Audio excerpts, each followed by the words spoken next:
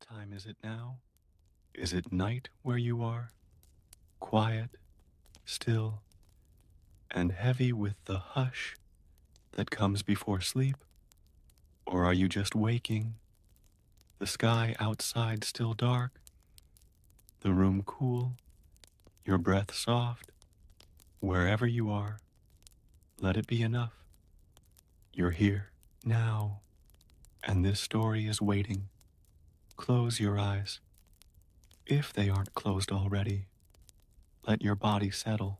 Let your thoughts drift, like the Nile before sunrise, slow, wide, and silent, because tonight we're going somewhere old, older than kings, older than pyramids, older than memory.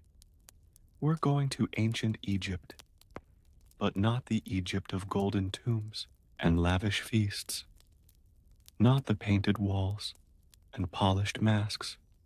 We're going somewhere quieter, darker, rougher, the Egypt where life was brutal, because for every pharaoh wrapped in linen and gold, there were thousands more wrapped in dust and toil, and tonight we remember them, not with sorrow, not with judgment, but with stillness, because their lives, hard, hot, and often invisible, shaped one of the greatest civilizations in history. Let's begin at the edge of the Nile. The river doesn't rush, it rolls. It has no beginning here, no end, just the constant sound of water moving past reeds and rocks and time, and on its banks, people, not gods, not priests, just people, living, waking, working, and they are tired, because life in ancient Egypt, despite the stories, was not easy. It was a rhythm of labor, a pattern worn into bone. At dawn, the village stirs, not with music, not with conversation, but with footsteps, bare, calloused, stepping into dust. The women rise first, not because they must, but because they always do. They kneel by clay jars. Their fingers move without thinking, drawing water, grinding barley, shaping dough. Their backs are bent from years of repetition. Their hair smells of smoke and flour. They don't speak. There's no need. The silence is a kind of comfort. In another hut, a boy ties thin strips of leather around his feet. He's 11. His hands are already blistered from carrying bundles of reeds. Today, he'll walk to the canal. He'll stand in water up to his knees. He'll gather papyrus. He'll tie, drag, stack. He will not complain, because no one listens. The sun rises without kindness, not golden, not warm, just hot and high, and it stays there, watching, drying, demanding. Midday, the workers in the field are halfway through their day. The soil is cracked, the plow heavy, the oxen slow, but they don't stop, because stopping means less grain, and less grain means less bread, and less bread means hunger. There is no wealth here, no coins, no markets, only measure. The village lives by what it stores: wheat, barley, lentils, onions. These are currency. A bowl of beer in exchange for help repairing a roof. A few garlic cloves to thank a neighbor for watching your child. And always the tax, because even here, in the quiet corners of Egypt, the scribes will come with their scrolls, their ink their soft sandals, and they will count every grain, every sack, every animal, and if you can't pay, you give labor or you give your child, and that's where the pain lives, not in the heat, not in the work, but in the choices. If the harvest fails, you eat less. If the river floods too far, you rebuild. If the officials raise the quota, you give more, because the state does not bend, not for sickness, not for death, not for drought. It simply waits, and you must obey. So the people learn to endure, not with anger, but with quiet strength. They wrap their arms in linen. They cover their heads with palm. They work. They work when sick. They work when mourning. They work when their hands bleed, because there is no pause. There is only the river, the sun, the field, the tax, and still there is beauty, not in the monuments, but in the moments. The mother who braids her daughter's hair in the shade of a fig tree, the old man who carves a simple bird into the side of his stool, the woman who hums as she stirs the pot, even when the stew is thin, because the people of ancient Egypt didn't live for glory. They lived inside hardship. They built lives between the cracks, and that too is sacred. At night, the air cools. The wind moves gently through the reeds. The houses are dark, no oil to waste on light, but inside, people rest on mats, on woven reed pillows, under blankets, patched and repatched. They lie with their backs to the door, their faces to the wall, their minds half awake, listening for thieves, for jackals, for coughs, because even in sleep, life is not soft, but there is peace, the peace of knowing you worked, knowing your hands made something, knowing your body bore the weight of the day and did not break. And tomorrow, the river will rise again, the sun will return, the labor will begin, and the people will endure, as they always have. The wind moves through the palms with a sound like whispering fabric. It brushes the tops of the houses, simple, sun-baked mud brick homes, built low and square, each one shaped by hand, patched, strengthened with straw and time. The walls crack when the heat rises. They crumble when the rains come, if they come at all.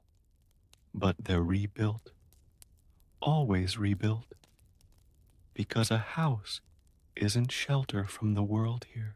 It's a container for hardship and love and memory.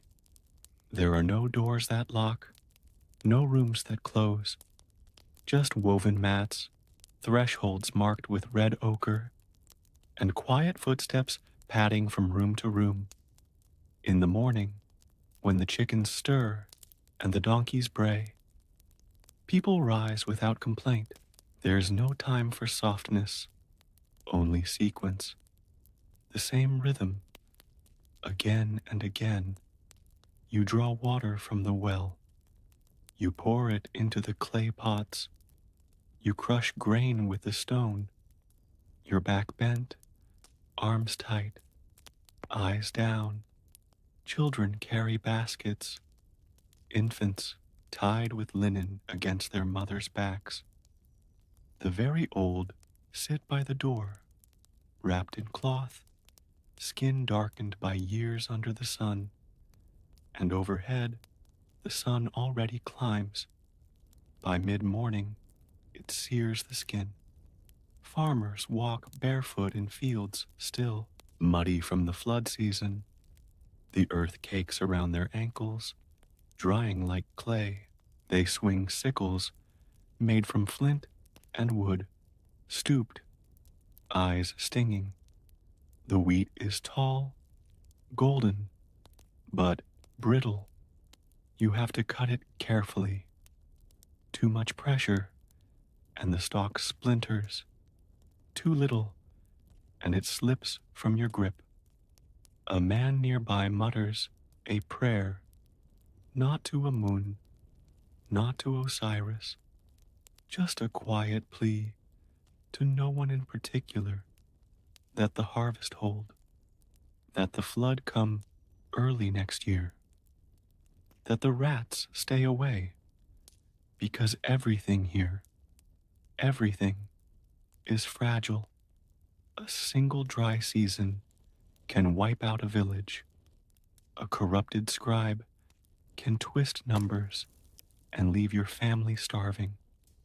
An official's cart can arrive without warning, demanding more grain than you've stored. You say yes. You give what you can. You bow, because refusal is worse than hunger. It can mean punishment or disappearance. There are prisons, yes, but they are not places people return from. Sometimes a man simply doesn't come home. The family lights no lamp. They wait. Then they stop waiting. The state is quiet in its cruelty. It doesn't scream. It writes. On papyrus, scrolls, in tallies, in orders, and no one questions the ink. So people survive by remembering who to trust, which paths to take after dark, which inspectors turn a blind eye. These are the lessons not taught, but learned, whispered, passed on, etched into routine. You sleep with your head away from the door. You keep a sliver of dried fish hidden under the mat. You give the tax collector a bundle of reeds before he asks, not because it helps, but because it might.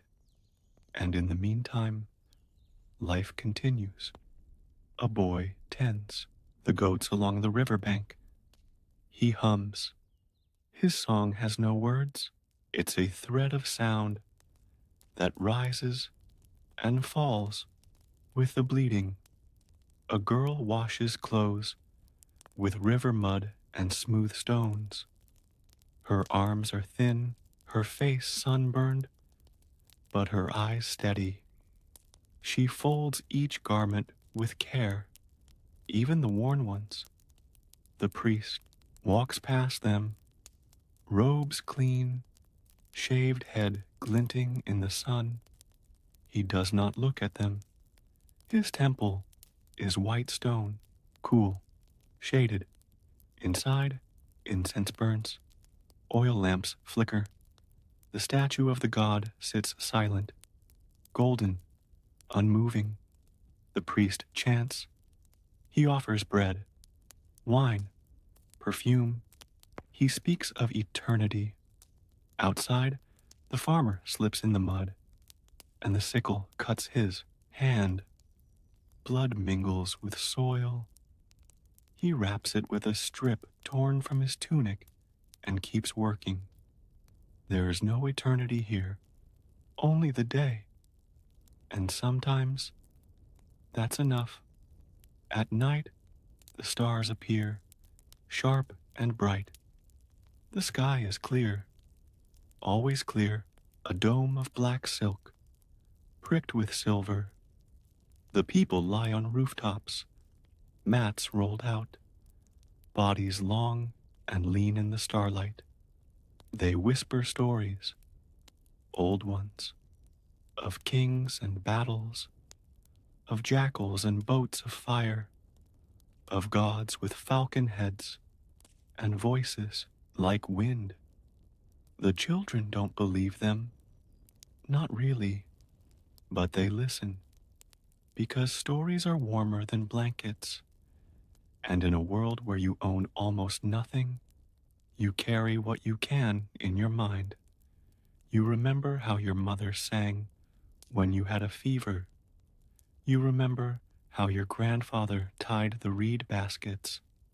You remember how your brother smiled before the accident with the oxen. You remember memory is your inheritance, not land, not wealth, not rest, just moments. You cling to them like driftwood in the river, because even the Nile, as faithful as it seems, floods too much some years, or too little. And when it does, the people suffer, the fish vanish, the irrigation fails, the granaries dry up, and the tax still comes, and the sick increase, and the priests say it is because a festival was missed, or a god was angered, or a ritual forgotten, and you say nothing because you still have your hands. You still have the river. You still have the strength to stand. And that, for today, is life. Hard, dry, brutal, but yours. The days continue, long and indistinguishable, shaped by the slow turns of sun and river. Time in ancient Egypt doesn't move in hours. It moves in heat and hunger, in flooding and dryness, in the slow, repetitive rhythm of hands, planting, pulling, grinding, mending. You can't count a time with clocks here. You count it with calluses. The season of sowing gives way to the season of drought. Not a cruel drought. Not yet. This is the expected one. The Nile retreats, leaving behind a ribbon of black silt. Thick, life-giving, sacred, and in it, the people plant. Not in joy, not in ceremony, just with practiced silence. They crouch barefoot in the muck, dropping seeds by hand, carefully, exactly, because a missed inch now means a missing meal later, and the earth, dark, warm, pulsing, accepts it all.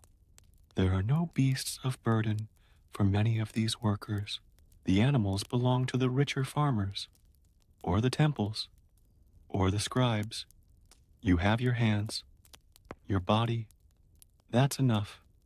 You press your foot into the furrow. You drop a lentil seed. You cover it. Repeat. All day. Your back aches, but you keep going. Because your children are watching. Because they will one day do the same. And you want them to know this is how things survive. Not with power, but with persistence. Not with noise, but with endurance. Even now, in the haze of heat, you see the flies gathering, thick clouds of them, on the faces of the oxen, in the corners of your eyes. On the bread you packed this morning, you wave them away, without thinking. They never leave. Just like the sun. There are no trees here, no cover. Your only relief is movement. And so, you keep moving. The village midwife walks the canal path barefoot, her arms full of herbs. She's been tending a fever. Another child too weak to cry. The mother thin as ash. She has seen more death than the priests. But no one carves her name in stone. She knows this, and still she kneels in the dirt and presses crushed leaves into poultices. She boils water in soot dark pots. She washes the cloths. She murmurs lullabies as the baby struggles to breathe. She will sleep on her feet tonight, if she sleeps at all. And when the child lives, or does not, she will go to another hut and begin again. The scribes walk past her on the road. They carry scrolls, rolled and tied. They nod. They do not stop. Her knowledge is not sacred. It is invisible. But she is needed more than they are, just as the potter is needed, and the fisherman, and the boy who sweeps the temple steps each morning long before the gods are awakened with incense. These are not the names sung in song, but they are the hands that keep Egypt standing, that keep its grain rising, its jars full, its sandals repaired, its river unclogged, because a civilization is not built by rulers, it is built by the people no one paints, and yet they endure. Even the old woman who sharpens blades under the date tree, even the man who weaves baskets from reeds and never speaks, even the orphaned girl who scrubs linen at the river bank, her wrists raw with soap and mud. They do not ask for more, because asking is dangerous. What you have is what you keep, and even that can be taken. A careless word overheard, a neighbor's false accusation, a failed offering at the wrong time. Punishment here is not loud. It is quiet, swift, a beating, a lost ration, a child removed, a father sent to work on the pharaohs' tombs and never seen again. The tombs rise far away in the desert, great shapes against the sun. They gleam white limestone, polished stone, smooth ramps, and guarded gates. But the hands that built them, covered in scars, the tomb builders live in cramped shelters. They work in shifts. They cut stone in the heat. They carve in darkness. They sleep beside dust and blood and the bones of those who came before. They are called honored. But they are not paid in coin. They are paid in bread and beer and the vague promise that their names might be remembered. They hope their sons will become scribes or soldiers, but most will become more tomb builders, because the pharaohs always die and the tombs must always be prepared. It is a cycle. It does not pause, and the river watches all. It watches the mother bury her stillborn son beneath a sycamore. It watches the child play with a broken jar like it's a toy. It watches the husband limp home from the fields with sunburnt skin and cracked lips and still smile at his wife. And when the flood comes again, the river forgets. It washes over everything, the sorrow, the sweat, the names. It leaves behind silt, and the people begin again.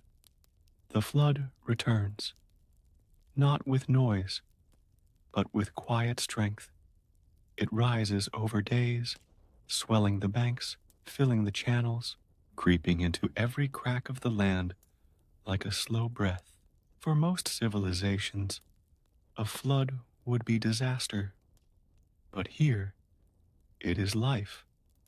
The people have no calendars, but they know the seasons by the river's voice. They know it's coming by the way the fish behave, by the way the air changes, by the silence of the birds before the swell. And when it comes, they do not run. They prepare. They lift the beds onto bricks. They tie jars shut. They gather bundles of straw and set them high against the hut walls. They do not fear the water. They know its hunger, and they know what it leaves behind. Silt, black as night, rich as memory. The Nile giveth, the Nile taketh, and the Nile restores. But only if you've survived its taking, because even this gift is brutal. People drown every year, the old, the sick, the unlucky.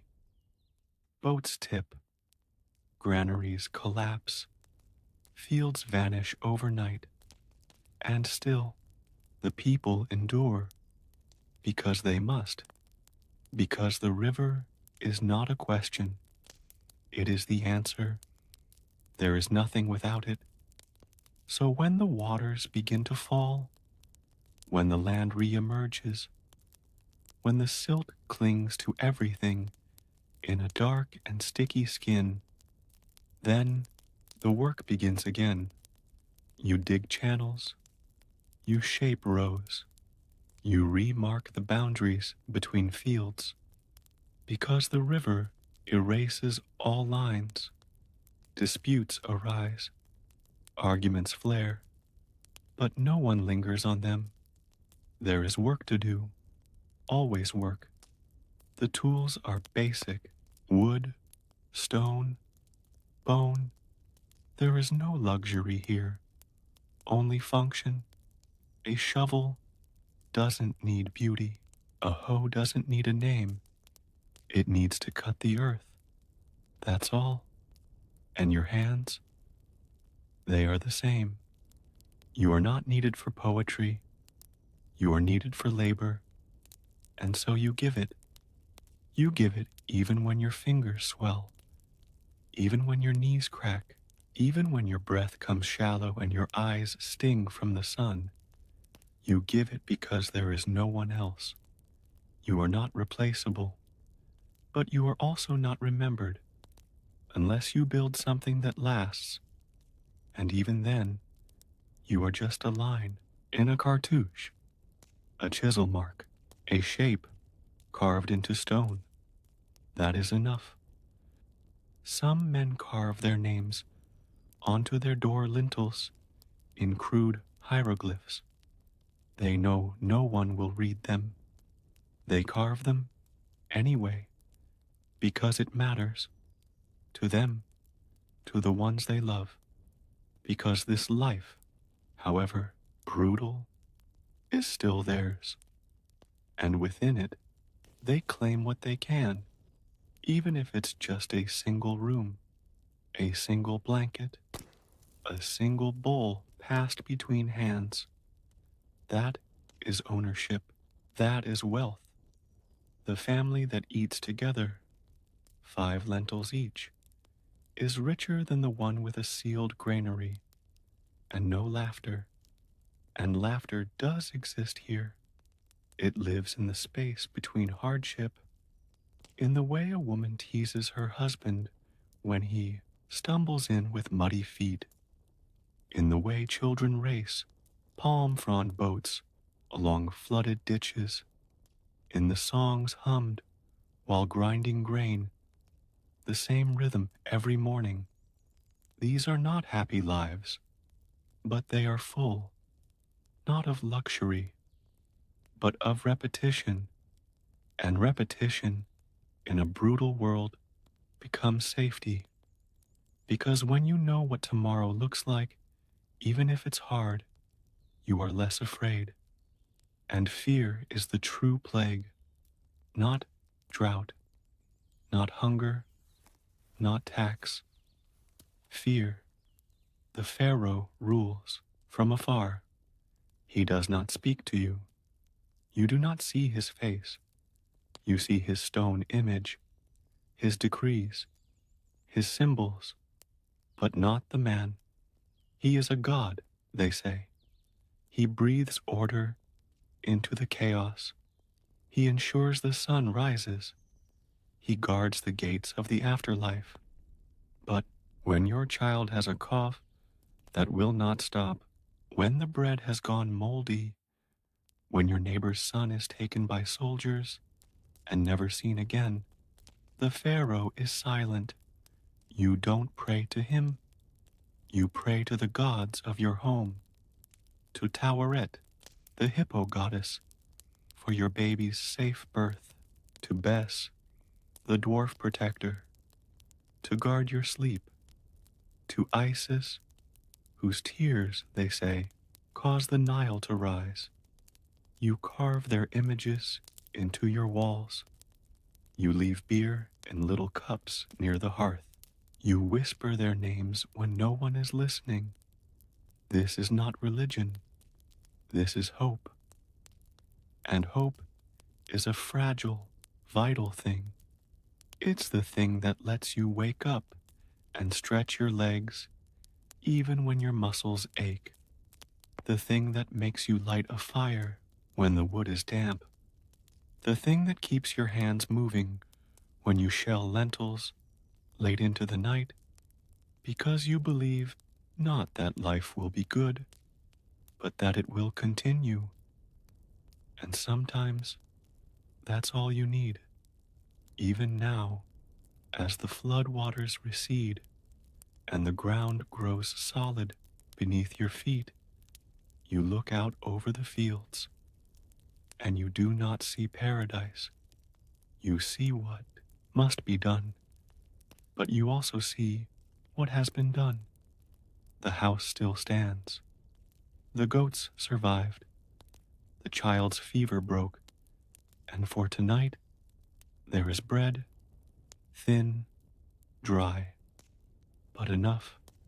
You sit in the doorway, your legs stretched, the breeze touching your face, and for a moment, you are still. Night falls like a curtain, not sudden, not slow, just inevitable. The sky turns from pale gold to deep violet, then black, and with it, the village sinks into hush. Fires smolder, doors are pulled closed, feet stop moving. The only sound is the wind and the occasional cough, a donkey's restless snort, the creak of wood as someone rolls onto their side. The air is cool now, cooler than it's been in days, but it's a deceptive kind of cool, not refreshing, just less punishing, like a silence after shouting. Inside the homes, families rest, if they can call it that. Rest here is not peaceful. It's a brief pause in a day that never truly ends. Because even in sleep, the body remembers its labor. The ache in the knees doesn't vanish. The burn in the shoulders still lingers. The hands twitch from muscle memory, gripping imaginary tools. You do not dream of flying. You dream of carrying, of lifting, of counting bundles of grain that keep vanishing, no matter how many times you stack them. The body cannot forget, not when it's been trained by dust and sweat and fear. And yet, there is safety in this repetition. You know what tomorrow will bring, not ease, but certainty. The sun will rise, the bread will be baked, the field will demand more of you than you can give, and you will give it because there is no one else. That's the part no one carves into stone. Not the temples, not the tombs, not the scrolls. That it wasn't gods who carried Egypt forward. It was ordinary people, men and women who never saw the capital, who never walked in marble halls, who never spoke their names above a whisper.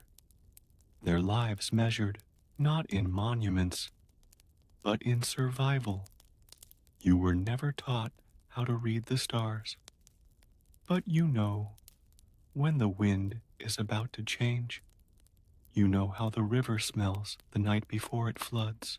You know how to spot a cracked jar just by listening to how it echoes. This is your knowledge. It won't be written down. It won't be passed to kings, but it will be passed to your daughter, to your son, to the child who follows you as you stir. The ash, who copies your movements when you grind the barley, who watches you measure water by fingertip. This is your legacy. Not bloodlines, not gold, but endurance. It's early morning now. The sun hasn't yet broken the horizon, but the sky has shifted from black to deep blue. You rise, quietly. You move through the house, barefoot, careful not to wake the others. The fire is cold. You rekindle it from yesterday's coals. You add palm fronds first, then a split log. The smoke is thin at first, then it thickens. You cough once, wipe your eyes. There's no ceremony in this, just necessity. By the time the others stir, the dough is already rising. The water's been drawn. The first pot of beer is cooling in the shade. It's not heroism. It's just how things are done. And outside, the world stirs too. The goats bleat. A rooster calls. A cartwheel creaks down the narrow village path. You hear your neighbor speaking low, his wife sick again. You hear the slap of wet cloth on stone near the river. You hear the life you've always known. And though it is brutal, though it takes everything from you, you do not resent it. You accept it. Because what's the alternative? To stop? To sit idle and let the harvest rot? To let the bread spoil? To forget how to shape a life from dust? You could no sooner stop breathing. The work is your body now. The hardship is your rhythm. And the land, hard, dry, cracking, still opens itself to you. You press your hands to it. You feel its warmth. You know what it asks. And you answer, not with words, with effort. Later in the day, the inspectors will come. Their sandals will leave neat prints in the dust. Their robes will not have stains. Their eyes will not soften. They will check your storage, your numbers, your portion, and if it does not add up, they will take what's missing from somewhere else. A child, a tool, a promise. The punishment is never immediate. It lingers. It appears weeks later, when you least expect it. So you prepare. You keep things hidden. You store grain in places no one knows. You teach your children to speak carefully. This, too, is survival. You do not fight the system. You live beneath it. And, even here, you find ways to soften its edge. A bundle of dried herbs offered quietly to the scribe. A repaired basket left outside the priest's house. A bowl of warm lentils passed to a neighbor who lost her husband. These are your weapons: kindness, memory, community. You are not alone. You live close to others. You hear them every night, coughing, whispering, singing. You know their routines, their sorrows, their hopes. You do not share wealth. You share burden. And that, perhaps, is the only way anyone survives here. Together. The sun is full now. It hovers above the land, not like a gift, but like a weight, heavy, relentless, a perfect circle of fire, pressing down on clay rooftops, on bare shoulders, on every brittle stalk, still clinging to the last of the spring's dampness. The morning coolness is gone, forgotten. You don't talk about it. There's no time for longing. You tie your linen wrap tighter around your head. You squint. You step back into the light. The fields are waiting. You carry a clay pot of water on your shoulder. It leaks. All clay pots leak. You hold your arm just right so the trail of droplets wets your skin before they vanish into the dust. It's better than nothing. Today is for repairing the canal walls. The water has receded. The ground has cracked. The channels have narrowed. You and 3 others kneel at the edge with baskets of mud. You slap it into place with your palms, then press it down with your forearms. One of the men beside you mutters about the priest's offerings. Too few this year, he says. That's why the canals dried too fast. Another man snorts. He doesn't believe in curses, only in broken tools and lazy scribes. The third man stays silent. His son died 2 months ago. Fever, maybe the water, maybe the gods. No one says anything about it now. There's nothing left to say. After hours of slapping mud, your arms burn. The sun is directly overhead. There's no shadow to crawl into. You take a mouthful of the water you carried and pour the rest into the furrow near the wall. It bubbles into the ground and disappears. You wipe your face. It doesn't help. Later, you'll trade the basket you made last week for a cup of beer, or a handful of lentils, or maybe nothing. Maybe it was just for goodwill. You don't keep track anymore. You remember only what you must. Which child is ill? Which grain bin is running low? Which neighbor owes you a favor? Which one you owe? You forget the rest, not out of carelessness, out of need. There's no space for extra weight in the mind. You carry your family's history already.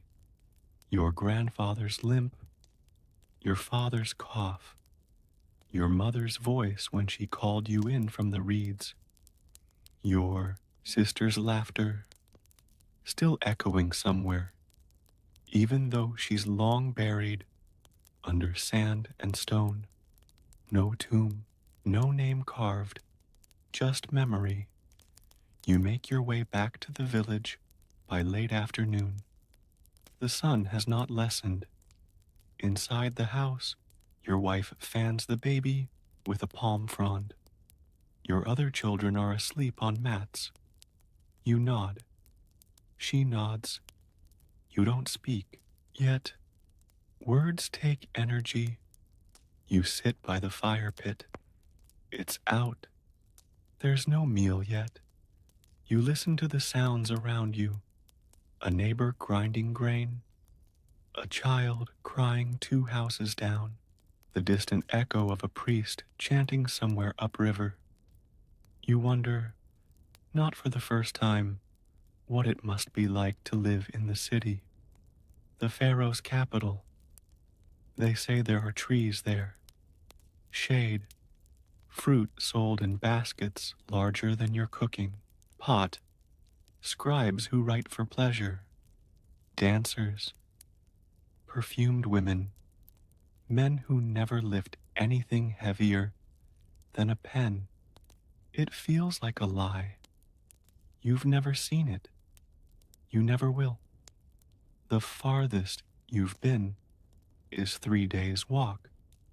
When your cousin died and they needed help burying him near the western hills. That was before the second harvest failed, before the baby's fever, before the last drought. That was another life.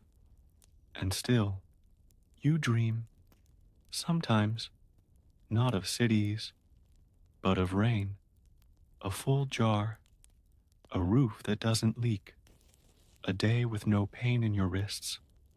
Simple dreams, honest ones. When the sun finally begins to drop, you rise, not because you want to, because you must. There is a trap to check, a small pit near the riverbank. If you're lucky, a rat, maybe a bird. You bring it home without ceremony. Your wife plucks it. You add it to a pot with old onion peel, some stale bread. It is enough. The children eat first. You and your wife last. It is always this way. You lick your fingers. You lean back against the wall. And for a moment, the world is still. The sun is gone. The air is cooler. You can hear the frogs returning to the river. You exhale. Tomorrow it begins again. But tonight you rest, not in comfort, in continuation. And that's enough. The night passes quietly, and when morning comes again, it brings not change, but return. The same sounds, the same heat, the same steps. There is no room for anticipation in this life. No day is different. No task more sacred than the last. It is the sameness that preserves you. You wake to the familiar creak of clay, to the brush of linen, to the soft grunt of an old donkey outside the windowless wall. You rise slowly, spine stiff. Each joint speaks, but there is no one to listen. You are not old, but you are aging. Here, the years come faster. The children are already stirring. Your wife has water warming in the pot. The baby, mercifully, sleeps. You kneel beside the fire, pit and rake the embers. The day begins not with a bell, not with a priest's chant, not with a rooster's call. It begins with movement. There is bread to bake, nets to mend, walls to patch, and no one is going to do it for you because everyone is tired. The old man across the path can no longer carry grain. The woman 2 huts over lost her son last week, and though no one speaks of it, her hands tremble when she pounds the barley. The boys who once raced each other now limp from old bruises and shallow shoes. But they all continue, because life here is not about comfort, it's about motion. Stopping is for the sick, stopping is for the dead. You eat a handful of dry lentils as you walk toward the western edge of the fields. The soil is harder now, cracked in places, bitter in others. The last flood left fewer deposits than usual. No one says it out loud, but they're worried. If this pattern continues, if next year's waters are weak, there will not be enough for tax. And if there's not enough for tax, well, everyone knows what happens. The pharaoh does not care about flood patterns. He cares about quota. And the men who carry his scrolls have no patience for excuses. They are trained to count, not to listen. You remember a family from another village, gone just like that. A decree from the scribes, a caravan of soldiers, the father sent to the quarries, the mother given over to the temple to serve. The children, no one speaks of the children. You keep your head down. You swing the hoe in rhythm. Each impact shakes your wrist. Each slice of dirt, a reminder that you are still here. By mid-morning, your back is soaked in sweat. The salt burns your skin. You pause only long enough to drink from the communal jar. Your neighbor says nothing as he hands it to you. No one talks in the field unless they must. The air is too hot for words. In the distance, a priest walks slowly along the road, shaded by a wide fan carried by a boy. He doesn't glance toward you. He's on his way to bless a storage house. The officials are gathering grain early this season. They say it's to prevent spoilage, but everyone knows what it means. A temple feast is coming. A noble's tomb is almost complete, and offerings will be needed. Offerings taken from mouths that already chew too little. You tell yourself it doesn't matter.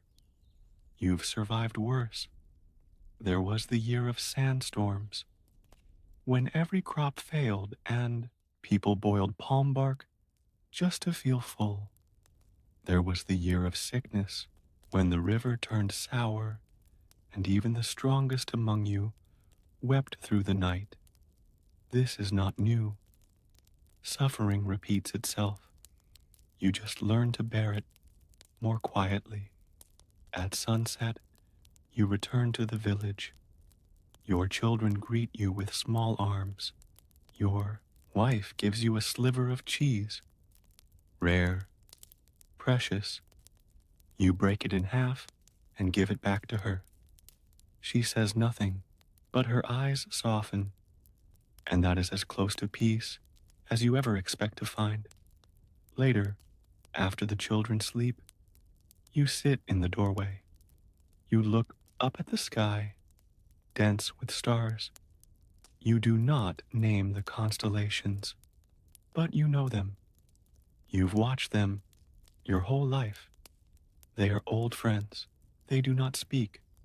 They do not change, but they are always there. And that is something. You close your eyes. The air is cool on your face. The wind carries the scent of river mud and crushed grass. You exhale slowly, and for a moment, just a moment, there is silence inside your mind. No debt, no grain, no heat, no ache, just breath, and it is enough. By the time the sun rises again, the world has already been awake for hours. Egypt doesn't wait for light.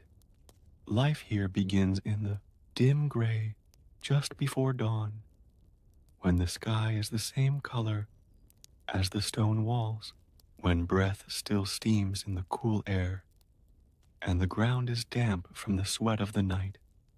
You rise not because you're rested, but because you've done it every day before. Your joints protest. Your back tightens. Your heels crack as they touch the cold ground. But you move anyway. You were never promised ease. Your wife is already kneeling at the hearth, coals hissing into life.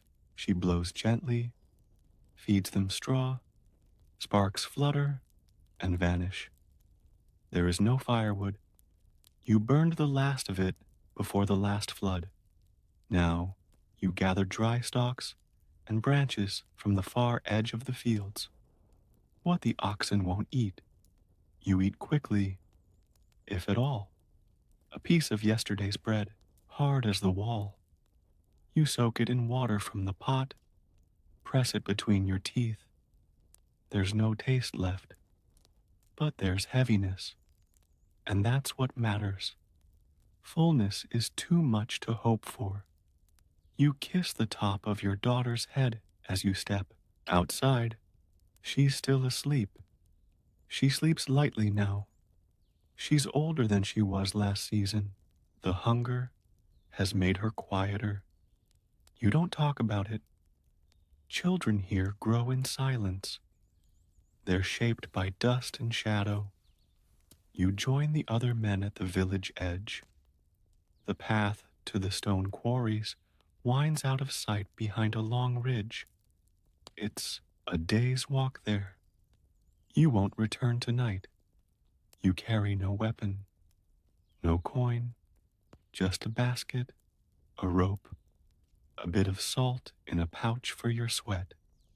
There are 15 of you, all chosen, not by name, but by obligation. Your name was listed on a tablet by a man who hasn't touched dirt in years. He didn't look you in the eyes. He only pointed. And so, you go. You walk in silence. The road is packed with dust. It rises in faint clouds behind you. The sun follows. You pass the corpses of old carts, bones of animals long dead, bits of shattered pottery buried half in sand. You do not speak of them. This is not a place for stories. When you reach the quarry, the foreman greets you with a nod. He doesn't ask where you're from. He doesn't need to. Your hands already say everything. You are here to carry, to cut, to bleed. The work begins at midday, when the sun is at its worst. There is no shade. The cliff face reflects heat like a second sun. You haul ropes, you hammer chisels, you stack fragments into piles for the overseer to measure. There is a system here, a rhythm. Cut, pull, stack, repeat.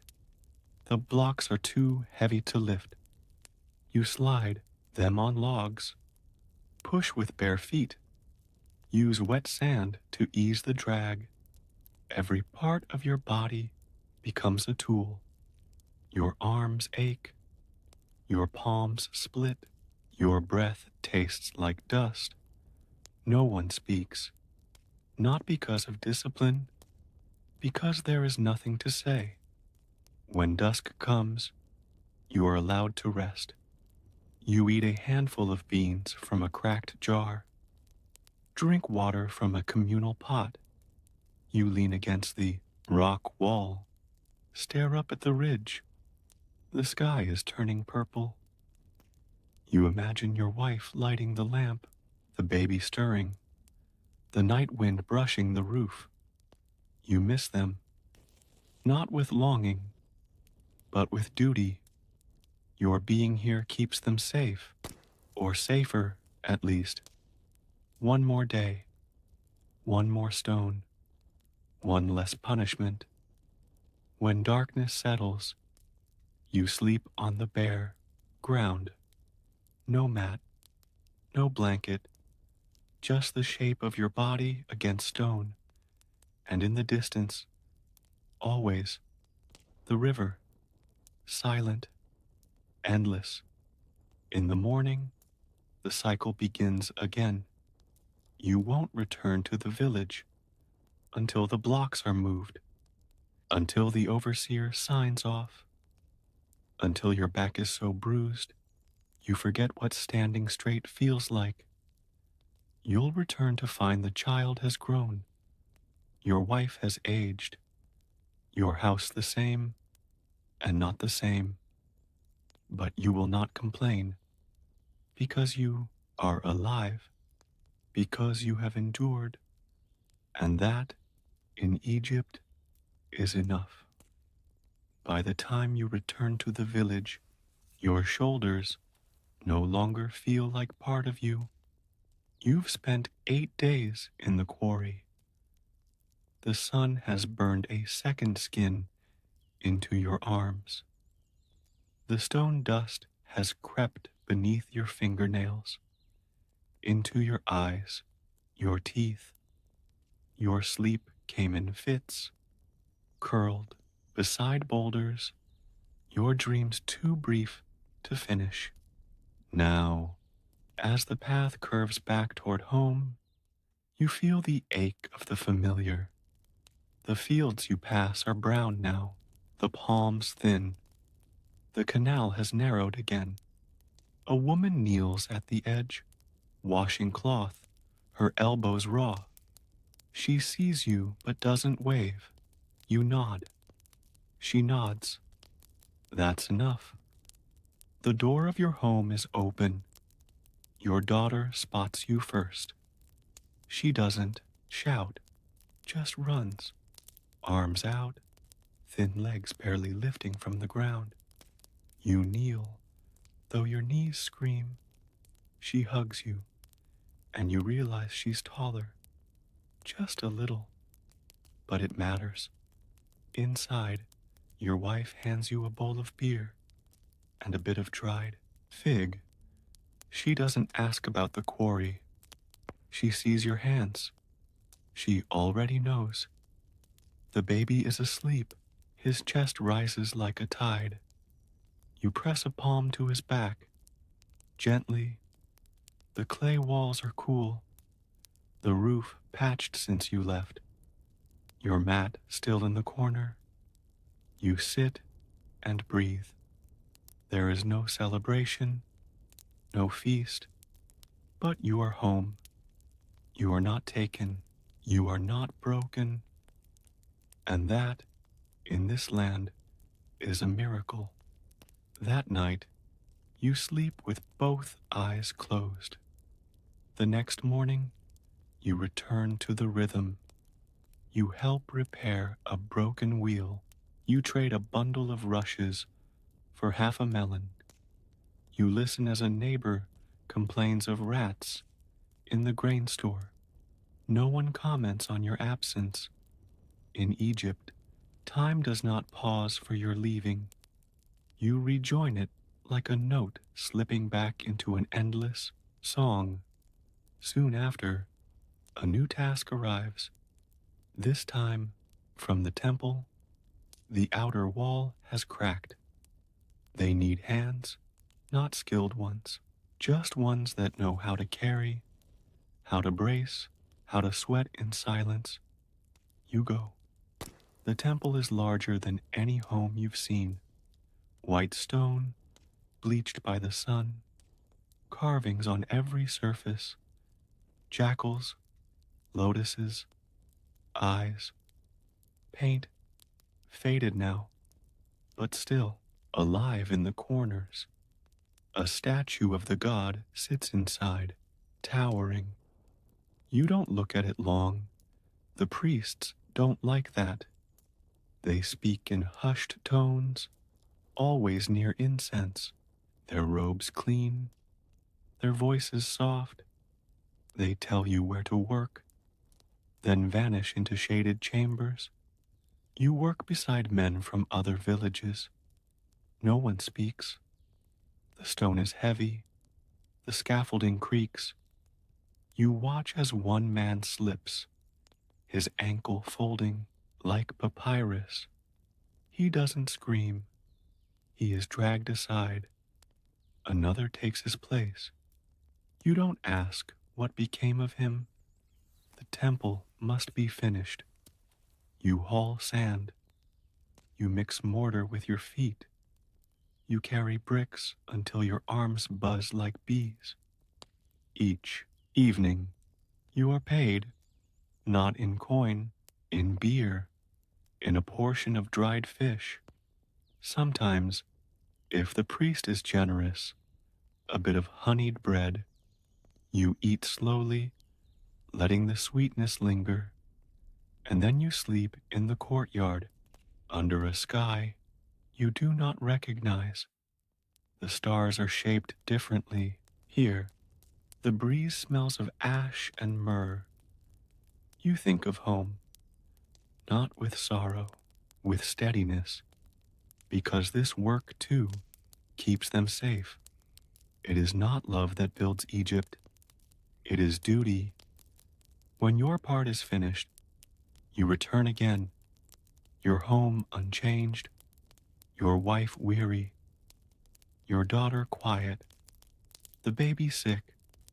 You kneel beside him, hand on his forehead.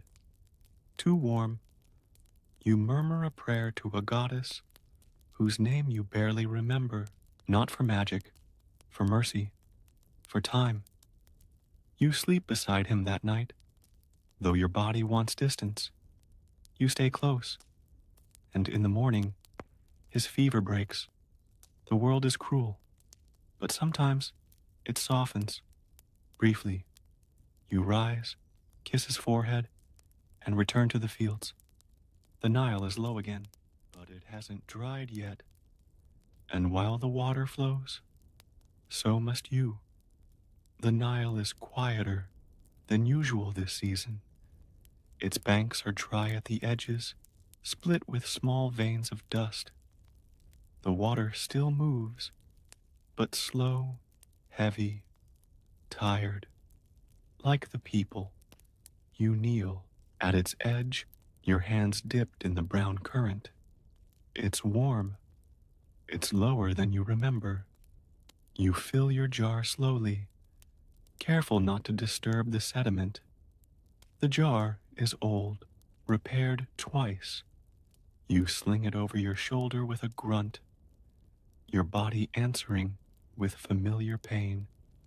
This drought is the second in 3 years. You don't need a scribe to tell you what that means. Less grain, less beer, more taxes, the elders whisper in corners. The children eat more slowly, and in the marketplace, the smiles have faded. Everything is measured now, not in copper, in risk. You weigh every action. Do you plant all your lentils, or save some for trade? Do you tell the tax collector the truth, or invent a flood that never came? Do you boil the water longer, or hope the firewood lasts? Life has narrowed, but it hasn't stopped. You move through the day with the quiet strength of habit. Repair the cracked pot, rebind the roof straw, gather fallen dates from the path. Careful to shake out the worms. Every task is smaller now. There are no grand stories, only survival. The evening, a visitor arrives. A messenger on foot, robes dusty, eyes red. He carries word from the capital. There has been unrest. A noble's tomb was robbed. A scribe executed. The pharaoh has ordered increased watchfulness. This doesn't mean protection. It means suspicion. You feel it already. How the priest watches you more closely when you pass. How the guards in the nearby town question your movements, your goods, your intentions. You have nothing to hide. But that means nothing. In a place where silence is safety, suspicion is danger. You teach your daughter not to speak outside. You keep your tools hidden. You tell your wife, no visitors after dusk. And still, you live. Not because life is kind, but because you refuse to be broken. This is the miracle. No God praises. That the poor, the bent, the voiceless still rise each morning, still carry water, still sing under their breath as they grind the grain.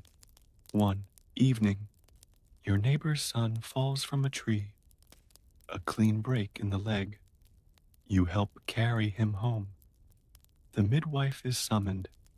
She sets the bone with firm hands, wraps it in soaked cloth, and reads, murmurs something low. A prayer, maybe. You hold the child's hand while he bites a strip of leather. He doesn't cry loudly. Crying is a luxury. Afterward, you give the midwife your last 2 onions. She doesn't thank you. She just nods. That's enough. 2 days later, the child is still fevered. There is no medicine, only water, only cool hands, only hope. This is the medicine of the poor. Sometimes it works. Sometimes it doesn't. You go to the field the next day with a full basket of weeds. Not crops, just weeds. The soil is too dry. You dig them out anyway. The priest walks past with a cart of offerings, beer, grain, linen. You wonder how many mouths that food will never reach. But you say nothing. Even your thoughts are quieter now. In the village, a girl is buried. She was small, thin, sick since birth. They wrap her in linen, place a scarab charm in her hand, sing the same song they've sung for 100 generations, not for the gods, for each other. Because grief here is not about mourning, it's about continuing. You hold your daughter's hand at the ceremony. She doesn't understand yet. She will. You squeeze her fingers gently, and the sun sets, as it always does, slow red, without apology. The days blur now. The sun rises, fierce and white, without warmth. The sky holds no clouds, only a long, blue silence that watches everything. Your body has grown used to the work, not because it hurts less, but because there's no longer a moment when it doesn't. The pain is a part of you now. You walk as though you were born with it. Your knees click when you lift baskets. Your fingers don't straighten fully anymore. Still, you move. The temple wall is being expanded again. Another god to be honored. Another chamber added for the pharaoh's voice. You and 5 others are called to help haul. Limestone blocks up the embankment. They are heavier than they look. Everything in Egypt is heavier than it looks. Your legs slide in the sand. The rope burns your palms.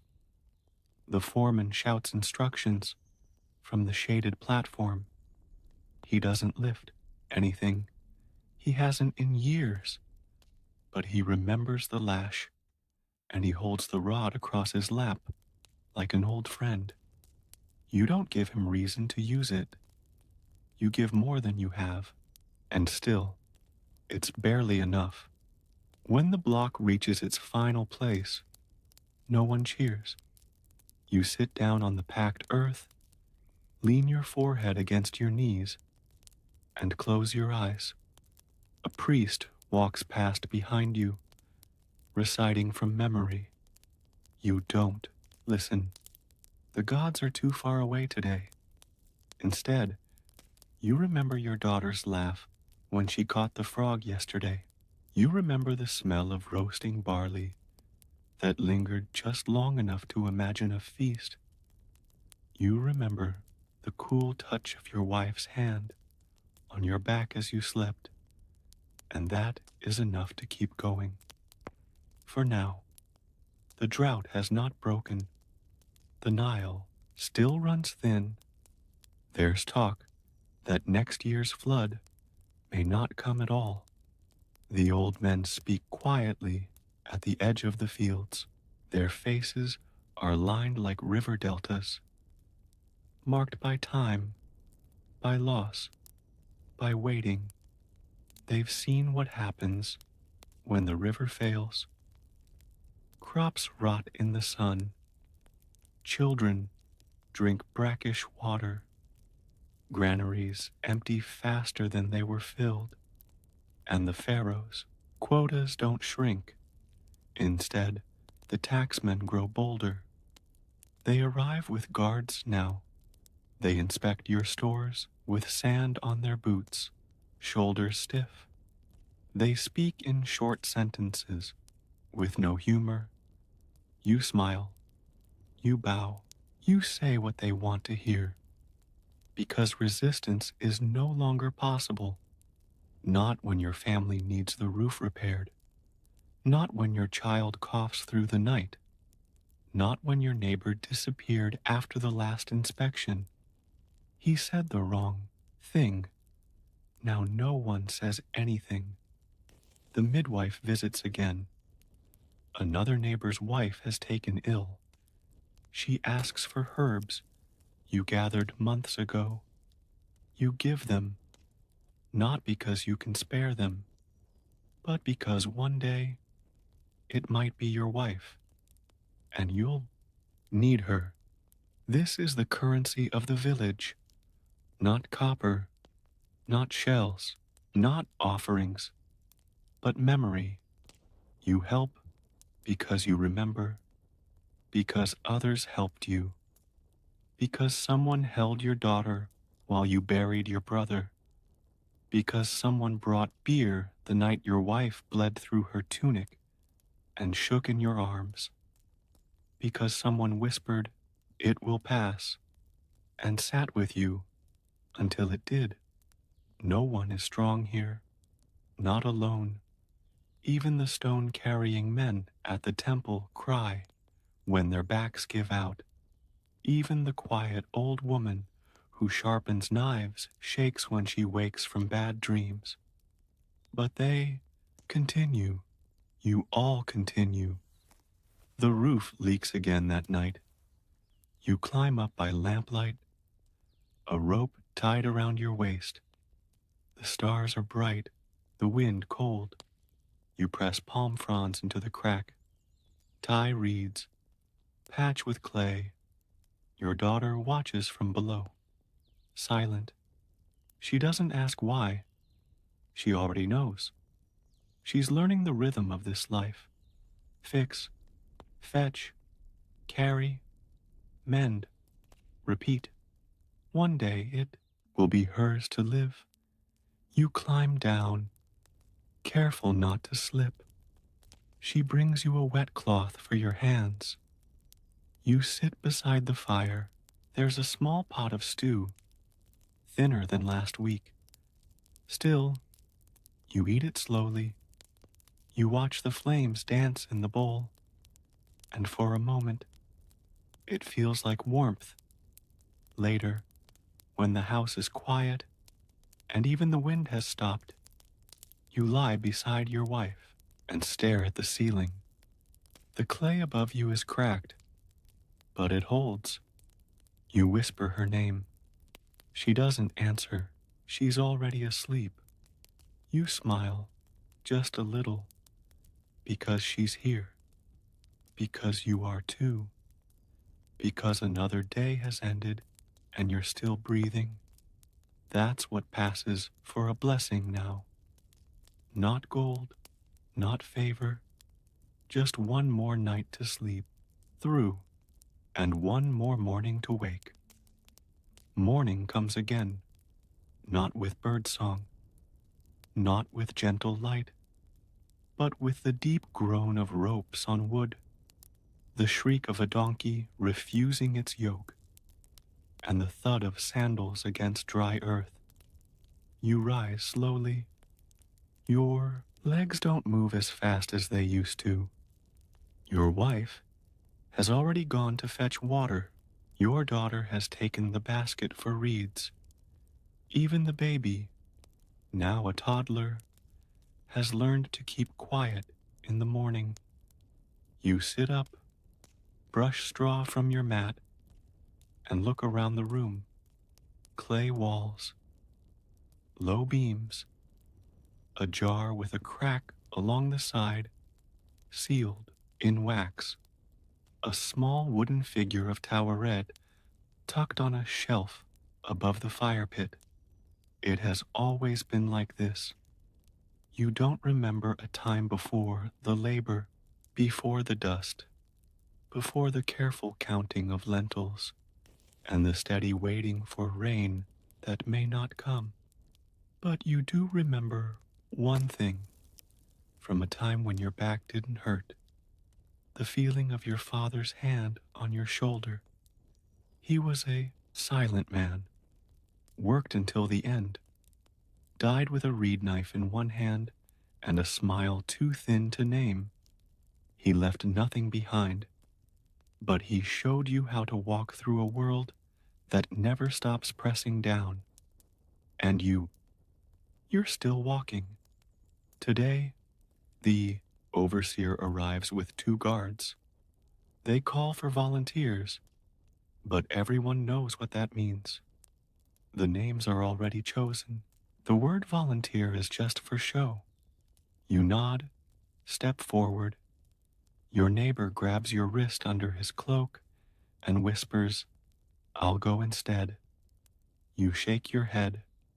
"No," you whisper. "You still have your mother." He doesn't argue. No one argues anymore. The task is simple. Clear the irrigation channel near the outer fields.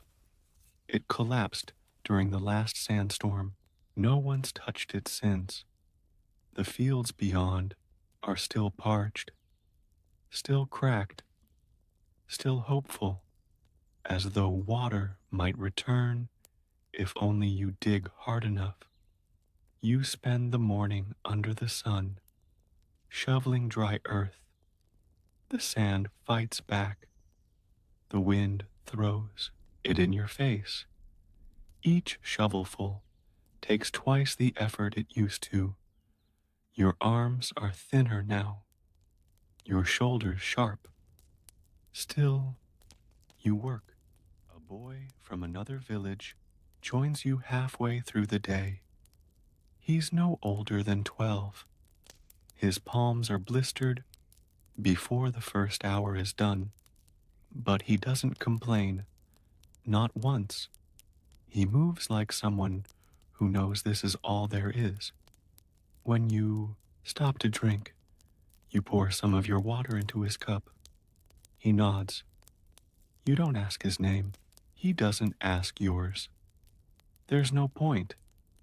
By dusk, the channel is half cleared. The water isn't coming yet, but when it does, the path will be ready. You walk back slower than before. Your knees bend less. Your hands hang heavy. At home, your wife has made a thin soup with chickpeas and vinegar. You eat in silence. Your daughter is drawing shapes in the dust with a stick, circles, eyes, a house with no door. You watch her, and something inside you softens. Later, when she sleeps, you hold your wife's hand. It's calloused like yours. Warm. You both stare at the fire. It doesn't speak, but it listens. You whisper, "The river's coming back." She doesn't respond. She just presses your hand tighter. Outside, a dog barks.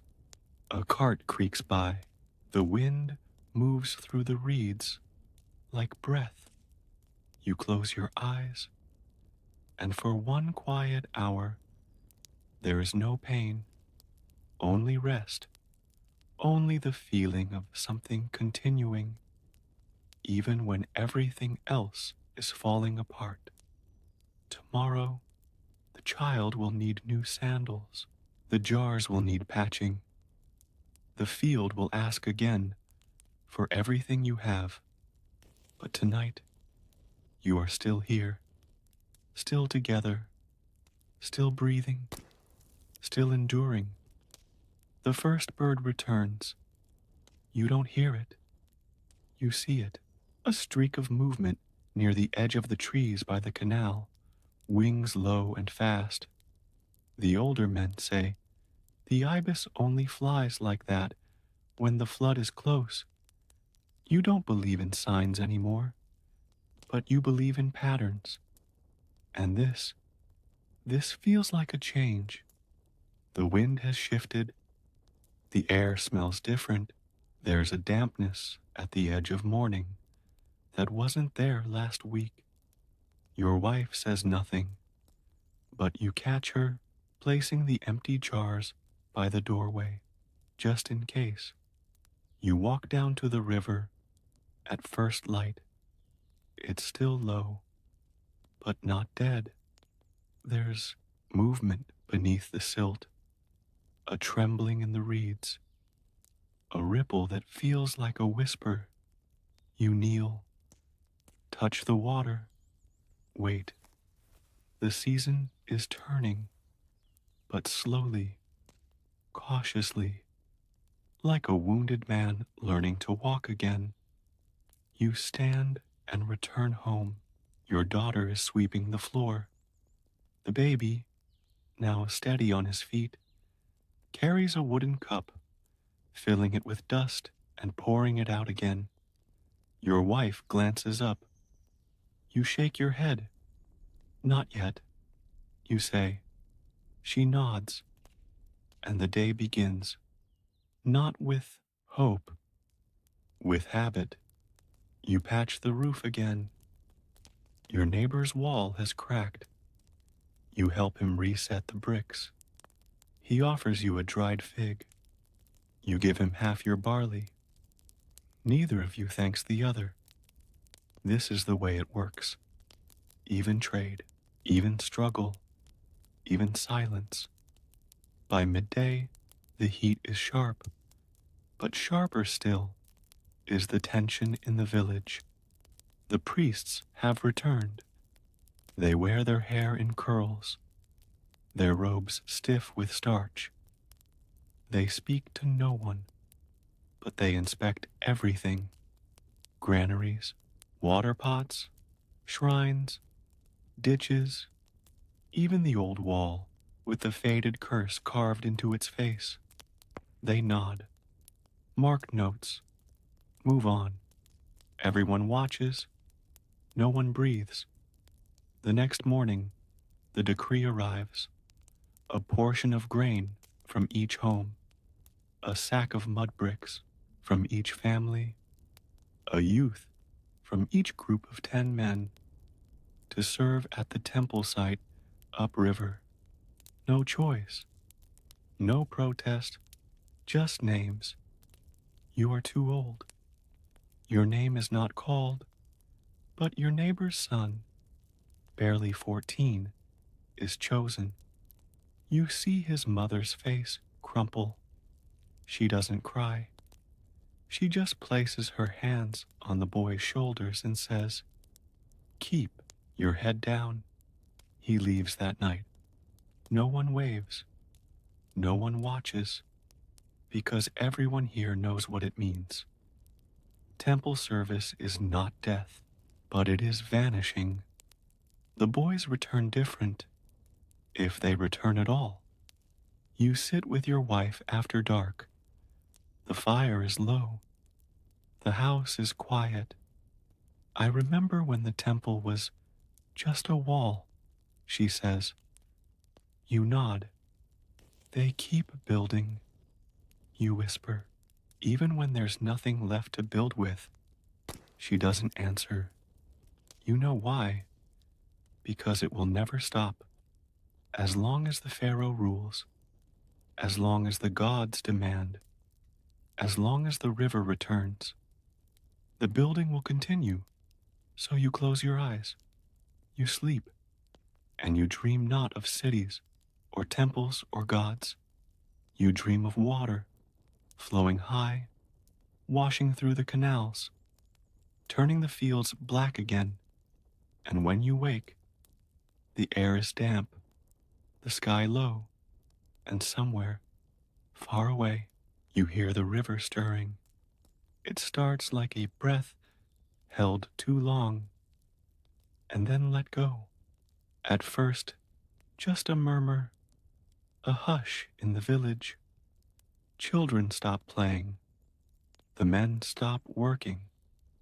The women pause, eyes to the horizon. The earth doesn't shake. The sky doesn't change. But every body feels it. Deep, low, ancient. The Nile is coming. You run, not fast, not with panic, but with purpose. Down the narrow track, past the broken cart and the house with the blue door, past the tree struck by lightning last year. The others are already there, barefoot, breathless. You step onto the bank, and there it is, water, high, brown with silt, alive with motion. It climbs over the old stones, over the dry grass, over the knees of children standing too close. Someone laughs, another weeps. An old man kneels. You don't speak. You step closer. The water swirls around your ankles. Cool, heavy, real.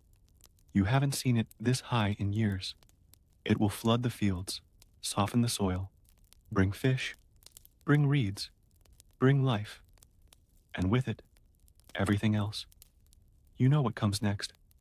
The taxmen, the scribes, the demands. Because where there is life in Egypt, there is also taking. But for this moment, just this moment, you let yourself feel only gratitude.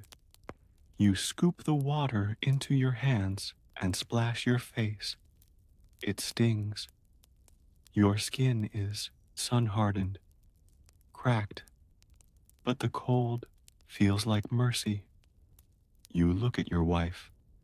She's standing beside your daughter, her hand on the girl's shoulder. They're watching you. You nod. They smile. It's enough. The flood spreads over the coming days. The canals fill. The ditches overflow. The edges of homes are lined with mud bricks to keep the water out. Everywhere, people are working again, but this time, not in despair, in rhythm. With the water, you help build the silt walls. Your neighbor repairs the fishing baskets. The children catch snails and chase frogs. The old woman at the edge of the village sings again. For the first time since her husband died, it is not joy, it is relief. The kind that doesn't laugh, the kind that exhales slowly after holding everything in for too long. You gather with the others at the high place near the shrine. The priests offer barley cakes and pour milk into the river. They thank the gods, but you thank the water, because gods didn't pull the rope, didn't patch the roof, didn't carry your neighbor's boy when he fainted in the field. You did, you and the others, and the water has returned, not for the gods, for you. That night, you and your wife sit outside. The moon is high. The stars are blurred by mist. The baby sleeps beside you. Your daughter draws a bird in the dust with a reed. You place your hand on your wife's. It won't last, she says softly. You nod. I know. And it will be hard again. You nod. Again. But for now, you don't finish the sentence because it doesn't need to be finished. She leans her head on your shoulder. You listen to the frogs, the crickets, the slow drip of water from the roof. And for the first time in months, you don't think about tomorrow. You just breathe. And Egypt breathes with you. Morning rises like steam from the earth. The floodwaters have spread fully now. The black soil drinks slowly, like an old man savoring his last cup. Everywhere, the air hums with new life, but it does not sing. Egypt never sings. It murmurs. It endures. You wake before the others. Out of habit, out of necessity, you step into the dawn barefoot. The ground is soft under your feet, damp, forgiving. You carry your tools in one hand, your thoughts in the other. Today is for planting, the most sacred task in all of Egypt. Not because the priests bless it, but because it feeds you. You bend low. The soil presses back. You press the seeds deep, each one a prayer without words. You don't ask for wealth. You don't ask for ease. You ask for enough to bake, enough to trade, enough to last through the dry months. The other men work beside you, their spines bent in the same arc, their hands stained the same color. No one speaks. There's no need. Each movement is a sentence in the long, unspoken story of survival. And you are fluent. By midday, the field is marked with lines of soft ridges, each one holding the future. You sit beneath a tamarisk tree and share a clay jug of water with the youngest among you. He's 17, strong, quiet, still learning when to work and when to rest. You give him a nod. He doesn't return it, but he sees it, and that's enough. In the distance, the temple bell rings. A funeral. A scribe has died. Old age. He'll be buried with linen and carved stones. His name recorded. His likeness drawn. But you, when you go, there will be no statue, no scroll, only memory. And maybe that's better, because the land does not forget those who serve it. Every field you dug, every canal you patched, every wall you lifted, those are your record. You eat that evening with your family. The bread is thicker now. The stew has lentils. Your wife sits beside you, hands wrapped around a clay bowl. Your daughter rests her head on your knee. The boy plays in the dust with a stick and a piece of string. You don't say much. There's no need to explain. Peace to those who feel it. It's in the warmth of the food, in the quiet of the room, in the fire that doesn't sputter. Later, you step outside. The air smells of wet clay and burning oil. The stars above are sharp. You think of your father, of your grandfather, of the long line of people who walked this same path, held this same earth, looked at this same sky. You are not greater than them. You are not smaller. You are the same, a thread in the tapestry, a breath in the desert, a shadow on the Nile. The wind picks up. You close your eyes.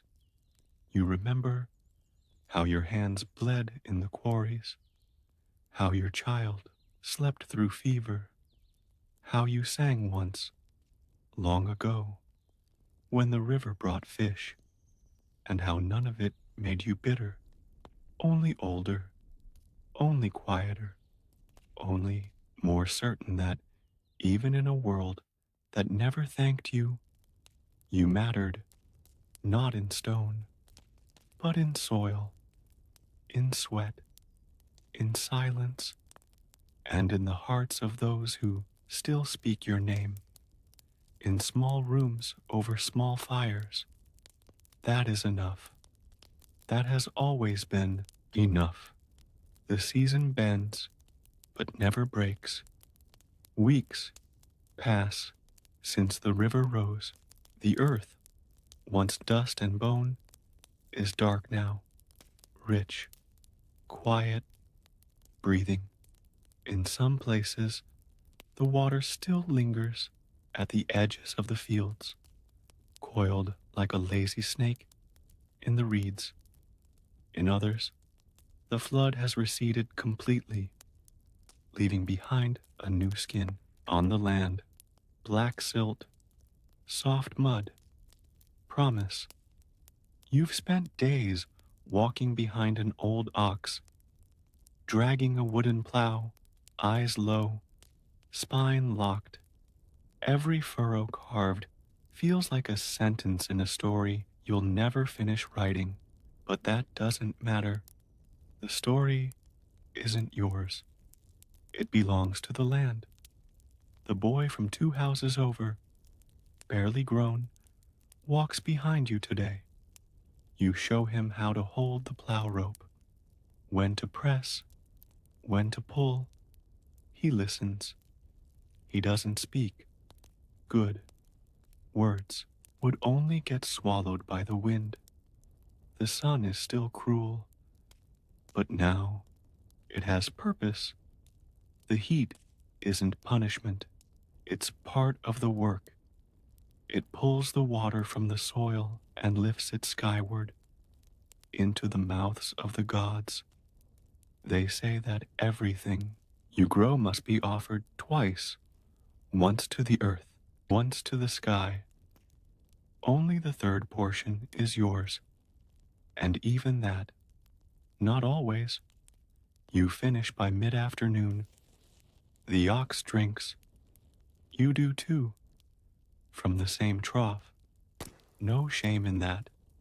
It's cleaner than what sits in your jars at home. The boy helps you gather stones from the edge of the path.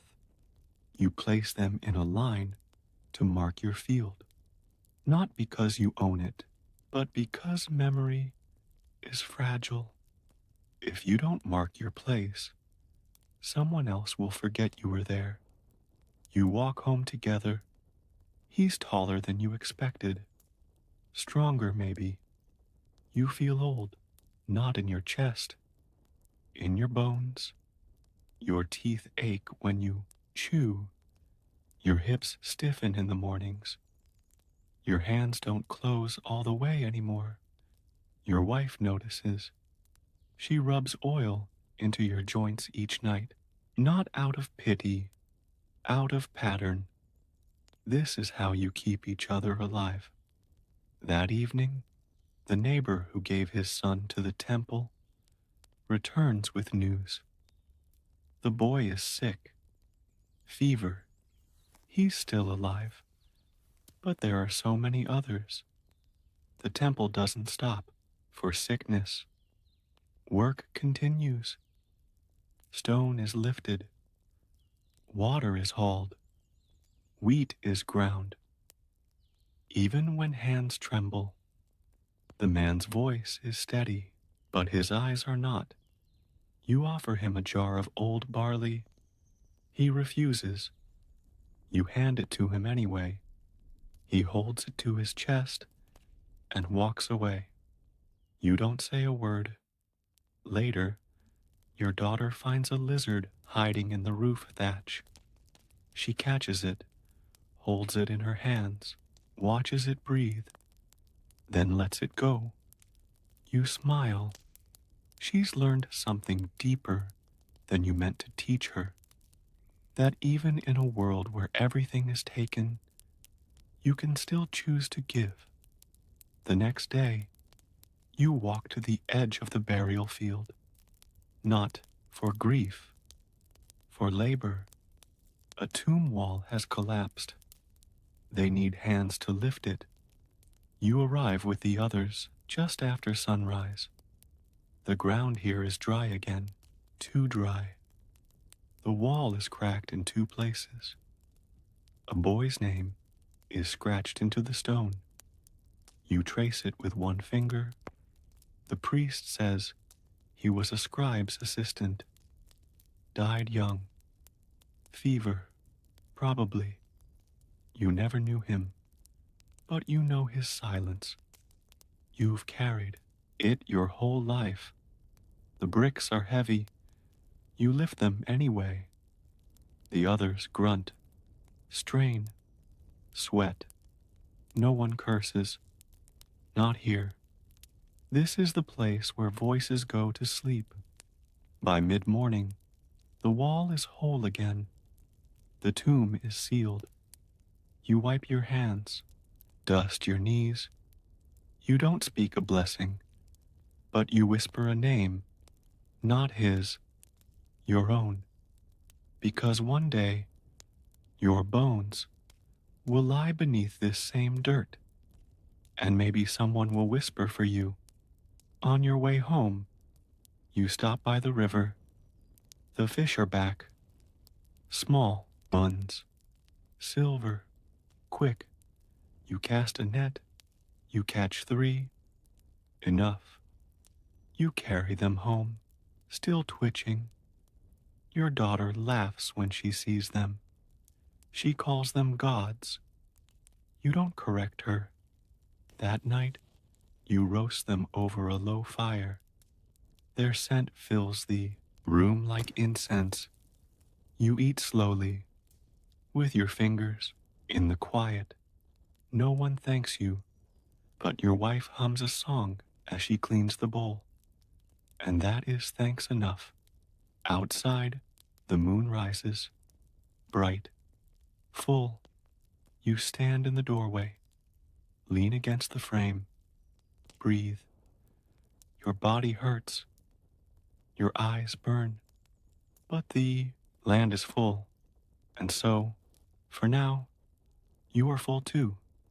Not with joy, not with ease, with enough, and that is sacred. The days fold into each other, like linens packed for burial, quietly, deliberately, without rush, each one nearly the same, and yet, no, two alike. The sun changes, shape ever so slightly in the sky. The wind shifts, the air cools. The land holds its breath again. Harvest draws near, and with it, judgment. The scribes will come. The officials will count, not the hours you worked, not the children you raised, not the way you carried stones with cracked fingers or tied the ox rope with frayed reeds. Only the grain, only the yield, only what can be measured, what can be taken. You prepare as you always have. You tie the sheaves, stack them carefully, measure your portion against the wall with a notch carved years ago by your father. He showed you how to mark the stone when you were young, showed you how to smile at the scribe even when your mouth was dry. You remember it now, the flick of his wrist, the squint of his eyes, the whisper, "Keep your back straight, They can smell fear. You didn't understand it then. You do now. The scribe arrives on the third day of sun. He rides on a donkey with baskets tied to its sides. His robe is blue. He wears rings. 2 guards walk behind him, their staffs more decoration than threat, but even decoration can leave a mark. You meet him with your hands open. You offer water first, then dates. He accepts both, takes the water in 3 gulps, doesn't thank you. Then he counts, quietly, quickly, with a sharp metal stylus pressed into a wax tablet. Your daughter watches from the doorway. You glance at her once. Don't look too long. Don't give them reason to see too much. The scribe finishes, speaks only 4 words. This will be enough. You nod. Say nothing. That night, your wife cooks with honey. Just a little. A gift from the neighbor whose jars you helped lift last week. The stew is thin but sweet. Your daughter eats slowly. The boy smacks his lips. You watch them. You smile. This is your reward. Not the spared punishment, not the kept grain, but this, a family that breathes together, sleeps together, wakes, and still sees each other's faces. The next morning, the temple bell rings again. You don't look up. You already know. Another official has died, a scribe, or maybe a merchant. It doesn't matter. They'll be buried in linen, carried through the village. Men will chant, but in a month the stone slab will crack, the name will fade, and the earth will swallow the memory, as it always does. You go back to the field. Your hands still ache. The cuts on your thumb haven't closed. You keep working anyway. There's barley left to dry. The birds have returned. They circle in wide loops above the granary, sharp-eyed and quiet. You throw a rock. Miss. They scatter. But they'll be back. Everything comes back in Egypt, except for those who don't. You hear of a cousin who died in the turquoise mines. Heat stroke. His body was wrapped in papyrus and buried near the shaft. No words, no rites. You bow your head for him anyway. That night, your daughter brings you a flower she found near the canal. Small, yellow, wilted. You place it in the bowl beside your sleeping mat. In the morning, it is gone. The boy must have eaten it. You laugh, and it feels strange in your mouth, like a sound you've forgotten how to make. Laughter in Egypt is like rain. It comes rarely, but it washes everything clean for a while. You begin patching the granary. The clay is brittle. Cracks form quickly. You work with your neighbor. He lost a finger last year to a farming tool. Still, he carries bricks.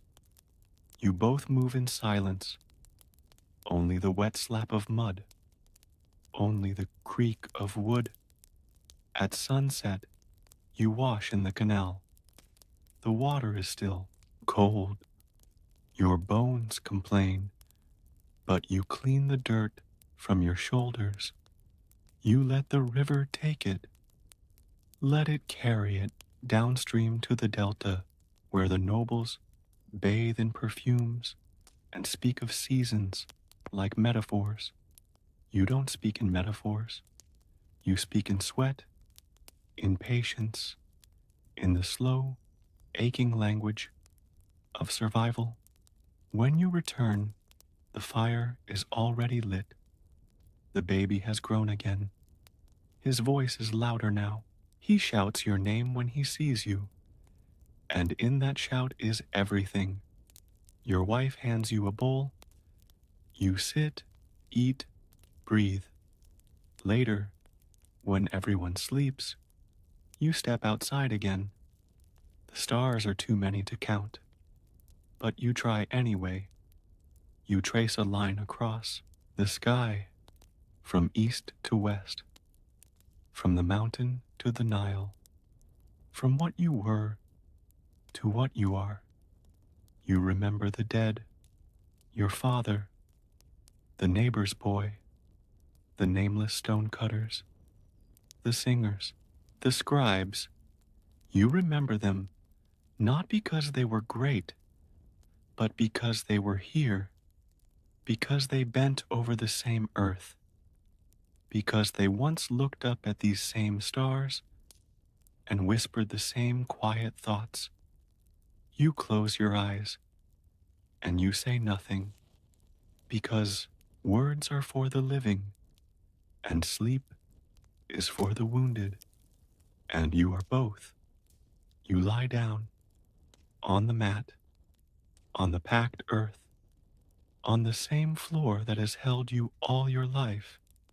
You feel the weight of everything settle, but not like a burden, like a blanket, warm, heavy, safe. The walls creak softly, the wind moves through the cracks.